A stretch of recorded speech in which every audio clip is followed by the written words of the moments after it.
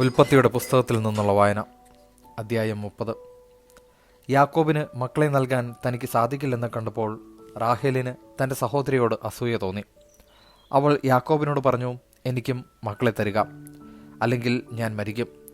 യാക്കോബ് കോപിച്ച് അവളോട് പറഞ്ഞു, ഞാൻ ദൈവത്തിൻ്റെ സ്ഥാനത്താണോ? അവിടുന്നല്ലേ നിനക്ക് സന്താനം നിഷേധിച്ചിരിക്കുന്നത്?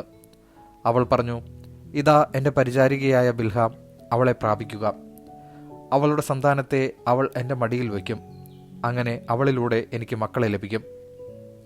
അവൾ തൻ്റെ പരിചാരിക ബിൽഹായെ അവന് നൽകി. യാക്കോബ് അവളെ പ്രാപിച്ചു. ബിൽഹ ഗർഭം ധരിക്കുകയും യാക്കോബിന് അവളിൽ ഒരു പുത്രൻ ജനിക്കുകയും ചെയ്തു. അപ്പോൾ റാഹേൽ പറഞ്ഞു, ദൈവം എനിക്ക് അനുകൂലമായി വിധിച്ചിരിക്കുന്നു. എൻ്റെ പ്രാർത്ഥന കേട്ട് എനിക്കൊരു പുത്രനെ നൽകിയിരിക്കുന്നു. അതുകൊണ്ട് അവൾ അവന് ദാൻ എന്ന് പേരിട്ടു. റാഹേലിൻ്റെ പരിചാരികയായ ബിൽഹ വീണ്ടും ഗർഭിണിയായി. അവളിൽ യാക്കോബിന് രണ്ടാമതൊരു പുത്രൻ കൂടി ജനിച്ചു. റാഹേൽ പറഞ്ഞു, എൻ്റെ സഹോദരിയുമായി കടുത്ത മത്സരം നടത്തി ഞാൻ ജയിച്ചിരിക്കുന്നു. അവൾ അവനെ നഫ്താലി എന്ന് വിളിച്ചു. തനിക്ക് വീണ്ടും മക്കളുണ്ടാവുന്നില്ല എന്ന് കണ്ട ലയ തൻ്റെ പരിചാരികയായ സിൽഫായെ യാക്കോബിന് നൽകി.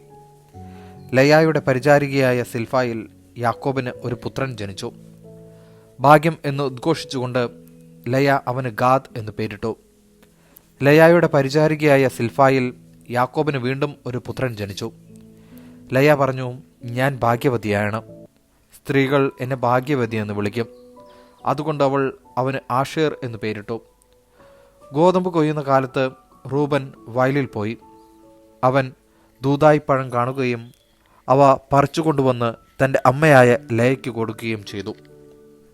അപ്പോൾ റാഹേൽ ലയായോട്, നിന്റെ മകൻ കൊണ്ടുവന്ന ദൂതായിപ്പഴം കുറച്ച് എനിക്കും തരിക എന്ന് പറഞ്ഞു. ലയ കയർത്തു പറഞ്ഞു, എൻ്റെ ഭർത്താവിനെ കൈയടക്കി വെച്ചിരിക്കുന്നത് പോരെ, എൻ്റെ മകൻ്റെ ദൂതായിപ്പഴവും നിനക്ക് വേണോ? റാഹേൽ പറഞ്ഞു, നിന്റെ മകൻ്റെ ദൂതായിപ്പഴത്തിന് പ്രതിഫലമായി അദ്ദേഹം ഇന്ന് രാത്രി നിന്റെ കൂടെ ശയിച്ചു കൊള്ളട്ടെ. യാക്കോബ് വൈകുന്നേരം വയലിൽ നിന്ന് വന്നപ്പോൾ ലയ അവനോട് പറഞ്ഞു, അങ്ങ് ഇന്ന് എൻ്റെ അടുത്ത് വരണം. കാരണം എൻ്റെ മകൻ്റെ ദൂതായിപ്പഴം കൊടുത്ത് ഞാൻ അങ്ങയെ വാങ്ങിയിരിക്കുകയാണ്. അവൻ അന്ന് രാത്രി അവളോടുകൂടെ ശയിച്ചു. ദൈവം ലയായുടെ പ്രാർത്ഥന കേട്ടു. അവൾ വീണ്ടും ഗർഭം ധരിച്ച് യാക്കോബിന് അഞ്ചാമതൊരു മകനെ കൂടി നൽകി. എൻ്റെ പരിചാരികയെ ഭർത്താവിന് കൊടുത്തതിന് ദൈവം എനിക്ക് പ്രതിഫലം തന്നു എന്ന് പറഞ്ഞ് അവൾ അവനെ ഇസ്സാക്കർ എന്ന് വിളിച്ചു. ലയ വീണ്ടും ഗർഭിണിയായി. യാക്കോബിന് അവൾ ആറാമത്തെ മകനെ പ്രദാനം ചെയ്തു. ദൈവം എനിക്ക് നല്ല സമ്മാനം തന്നിരിക്കുന്നു. ഇനി ഭർത്താവ് എന്നോടൊത്ത് വസിക്കും. അവന് ഞാൻ 6 മക്കളെ കൊടുത്തിരിക്കുന്നുവല്ലോ എന്ന് പറഞ്ഞ് അവൾ അവന് സെബുലൂൺ എന്ന് പേരിട്ടു. അവൾക്ക് ഒരു പുത്രിയും ജനിച്ചു. അവൾ തൻ്റെ പുത്രിയെ ദീന എന്ന് വിളിച്ചു. ദൈവം റാഹേലിനെ സ്മരിച്ചു. അവിടുന്ന് അവളുടെ പ്രാർത്ഥന കേൾക്കുകയും അവളുടെ വന്ധ്യത്വം അവസാനിപ്പിക്കുകയും ചെയ്തു. അവൾ ഗർഭം ധരിച്ച് ഒരു പുത്രനെ പ്രസവിച്ചു. അവൾ പറഞ്ഞു, എൻ്റെ അപമാനം ദൈവം നീക്കിക്കളഞ്ഞിരിക്കുന്നു. കർത്താവ് എനിക്ക് ഒരു പുത്രനെ കൂടി തരട്ടെ എന്ന് പറഞ്ഞ് അവൾ അവന് ജോസഫ് എന്ന് പേരിട്ടു. യാക്കോബിൻ്റെ സമ്പത്ത്. റാഹേൽ ജോസഫിനെ പ്രസവിച്ചു കഴിഞ്ഞ് യാക്കോബ് ലാബാനോട് പറഞ്ഞു, എന്നെ പറഞ്ഞയക്കുക, ഞാൻ എൻ്റെ നാട്ടിലേക്ക് പോകട്ടെ. എൻ്റെ ഭാര്യമാരെയും മക്കളെയും എനിക്ക് തരിക. അവർക്ക് വേണ്ടിയാണ് ഞാൻ അങ്ങയെ സേവിച്ചത്. ഇനി ഞാൻ പോകട്ടെ. ഞാൻ ചെയ്ത സേവനം അങ്ങേക്കറിയാമല്ലോ. ലാബാൻ മറുപടി പറഞ്ഞു, നിനക്ക് എന്നോട് താല്പര്യമുണ്ടെങ്കിൽ നീ പോകരുത്. നീ മൂലമാണ് കർത്താവ് എന്നെ അനുഗ്രഹിച്ചത് എന്ന് എനിക്കറിയാം. നിനക്ക് എന്ത് പ്രതിഫലം വേണമെന്ന് പറയുക, അത് ഞാൻ തരാം. യാക്കോബ് അവനോട് പറഞ്ഞു, ഞാൻ എപ്രകാരം അങ്ങേക്ക് വേണ്ടി ജോലി ചെയ്തെന്നും എൻ്റെ മേൽനോട്ടത്തിൽ അങ്ങയുടെ ആടുമാടുകൾ എത്ര പെരുകിയെന്നും അങ്ങേക്കറിയാമല്ലോ. ഞാൻ വരുന്നതിന് മുമ്പ് വളരെ കുറച്ച് ആടുകളെ അങ്ങേക്കുണ്ടായിരുന്നുള്ളൂ. ഇപ്പോൾ അവ വളരെ പെരുകിയിരിക്കുന്നു. ഞാൻ പോയിടത്തെല്ലാം കർത്താവ് അങ്ങയെ കടാക്ഷിച്ചിരിക്കുന്നു. ഇനി എൻ്റെ കുടുംബത്തിനു വേണ്ടി എന്നാണ് ഞാൻ എന്തെങ്കിലും സമ്പാദിക്കുക? ലാബാൻ ചോദിച്ചു, ഞാൻ നിനക്ക് എന്ത് തരണം? യാക്കോബ് പറഞ്ഞു, അങ്ങ് എനിക്ക് ഒന്നും തരേണ്ട. ഞാൻ പറയുന്ന വ്യവസ്ഥ സ്വീകരിക്കാമെങ്കിൽ ഇനിയും അങ്ങയുടെ ആടുകളെ ഞാൻ മേയിച്ചു കൊള്ളാം.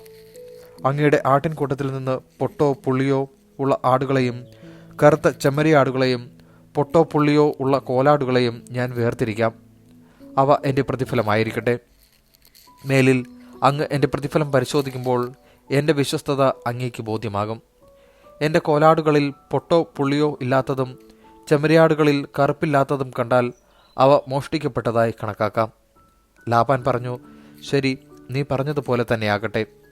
അന്ന് തന്നെ ലാബാൻ പൊട്ടോ പുള്ളിയോ ഉള്ള എല്ലാ മുട്ടാടുകളെയും പെണ്ണാടുകളെയും വെളുത്തമറുകുള്ള എല്ലാ ആടുകളെയും കറുത്ത ചെമ്മരിയാടുകളെയും വേർതിരിച്ച് അവയെ തൻ്റെ പുത്രന്മാരെ ഏൽപ്പിച്ചു.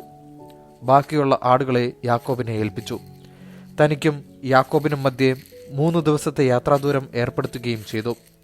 യാക്കോബ് ഇലവിൻ്റെയും ബദാമിൻ്റെയും അഴിഞ്ഞിലിൻ്റെയും പച്ചക്കമ്പുകൾ വെട്ടിയെടുത്ത് അവയിൽ അങ്ങിങ്ങ് വെളുപ്പ് കാണത്തക്ക വിധം തൊലിയുരിഞ്ഞു കളഞ്ഞു. താൻ തൊലിയുരിഞ്ഞു മാറ്റിയ കമ്പുകൾ ആടുകൾ വെള്ളം കുടിക്കുന്ന പാത്തികളിൽ അവയുടെ മുമ്പിൽ അവൻ കുത്തി നിർത്തി. വെള്ളം കുടിക്കാൻ വരുമ്പോഴാണ് അവ ഇണചേരാറുള്ളത്. ആടുകൾ ഈ കമ്പുകളുടെ മുമ്പിൽ ഇണചേർന്നു. അവയ്ക്ക് പൊട്ടും പുള്ളിയും വരയുമുള്ള കുട്ടികളുണ്ടായി. യാക്കോബ് ചെമ്മരിയാടുകളെ വേർതിരിച്ച് ലാബാന്റെ കൂട്ടത്തിലെ വരയുള്ളതും കറുത്തതുമായ ആടുകളുടെ നേരെ നിർത്തി. തൻ്റെ കൂട്ടത്തെ ലാബാൻ്റെതിനോട് ചേർക്കാതെ മാറ്റി നിർത്തുകയും ചെയ്തു. കൊഴുത്ത ആടുകൾ ഇണചേരുമ്പോൾ അവൻ ഈ കമ്പുകൾ അവയുടെ കൺമുമ്പിൽ പാത്തികളിൽ വയ്ക്കും. തന്മൂലം കമ്പുകൾക്കിടയിൽ അവ ഇണചേർന്നു. എന്നാൽ മെലിഞ്ഞവ ഇണചേർന്നപ്പോൾ അവൻ കമ്പുകൾ നാട്ടിയില്ല. അങ്ങനെ മെലിഞ്ഞവ ലാബാൻ്റെതും കരുത്തുള്ളവ യാക്കോബിൻ്റെതുമായി. ഇപ്രകാരം യാക്കോബ് വലിയ സമ്പന്നനായി. അവന് ധാരാളം ആടുകളും ദാസീദാസന്മാരും ഒട്ടകങ്ങളും കഴുതകളുമുണ്ടായി. ദൈവവചനമാണ് നാം കേട്ടത്.